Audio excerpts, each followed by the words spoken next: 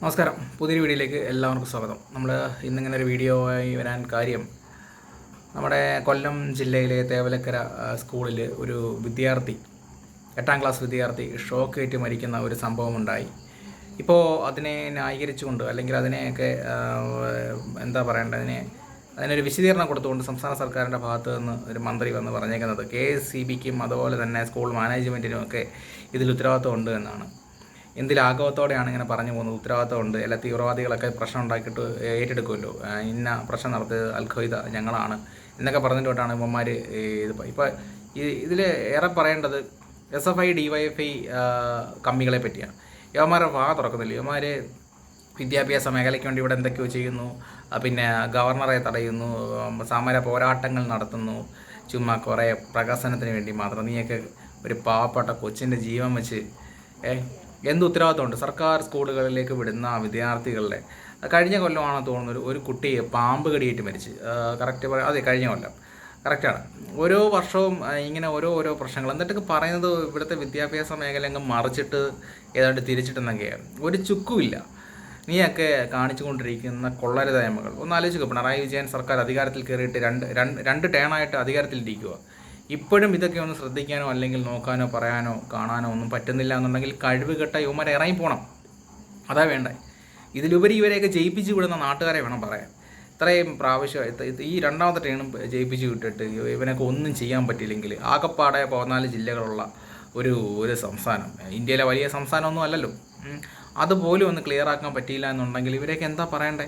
ഒരു കുഞ്ഞിൻ്റെ ജീവൻ പോയില്ലേ? അവരുടെ വീട്ടുകാരുടെ ആ ഒരു സങ്കടം എങ്ങനെ അവർ സഹിക്കും? ഒന്ന് ആലോചിച്ച് നോക്ക്.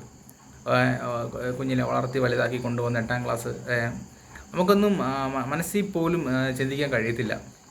നമ്മുടെ വീട്ടിലെ ഒരാളാണ്, അല്ലെങ്കിൽ നമ്മുടെ വീട്ടിലെ ഒരു ജീവനാണ് പോകുന്നതെങ്കിൽ ഒന്ന് ആലോചിച്ച് നോക്കെ. അല്ല, ഇവൻ്റെയൊക്കെ വീട്ടിലെ പിള്ളേരും കുട്ടികളും ഒക്കെ ഈ പറയുന്ന പോലെ പ്രൈവറ്റ് സ്കൂളുകളിലുമൊക്കെയാണ് പഠിക്കുന്നത്. അല്ലെങ്കിൽ ഇനി എന്തോ ആയിക്കോട്ടെ, എന്ത് തന്നെ ആയിക്കോട്ടെ, പ്രൈവറ്റോ മാനേജ്മെൻറ്റോ സർക്കാരോ എന്തോ ആയിക്കോട്ടെ, ഉത്തരവാദിത്തം എന്ന് പറഞ്ഞ സാധനം വേണ്ടേ? ഇവരൊക്കെ എന്തിനാണ് ഇവിടെ ഈ ശമ്പളവും മേടിച്ച് ഇപ്പോൾ കട്ട് മുടിക്കാനായിട്ട് ഇരിക്കുന്ന വായി നോക്കികൾ? സത്യം പറഞ്ഞാൽ ഇതുപോലൊരു പാഴ് ഗവൺമെൻറ് ഈ കേരളത്തിലുണ്ടായിട്ടില്ല ഇതുവരെ.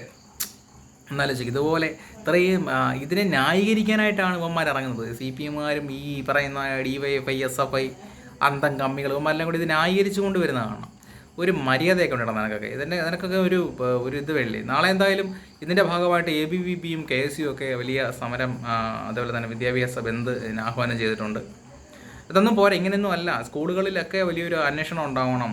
സർക്കാർ സ്കൂളായിക്കോട്ടെ, മാനേജ്മെൻറ്റ് സ്കൂളായിക്കോട്ടെ, ഏത് സ്കൂളായിക്കോട്ടെ, എല്ലാ സ്കൂളിലും അന്വേഷണം ഉണ്ടാവണം. അവിടെ ഉണ്ടാക്കി കൊടുക്കുന്ന ഫുഡ്, അതേപോലെ ഈ പറയുന്ന പോലെ KSEB പ്രശ്നങ്ങളെ, നിൽക്കുന്ന കെട്ടിടങ്ങളെ, അതേപോലെ തന്നെ കഴിഞ്ഞ പ്രാവശ്യം പാമ്പ് കടിച്ചത് പോലെ കാട് കയറി കിടക്കുവാണ്. ഇതൊക്കെ അന്വേഷണം ഉണ്ടാവണം. ശമ്പളം മേടിച്ചുകൊണ്ടിരിക്കുമല്ലേ, സർക്കാർ ശമ്പളം മേടിച്ച് അതിന് വേണ്ട സംവിധാനങ്ങളൊക്കെ ഇവിടെ ഇഷ്ടം പോലെ ഇല്ലേ?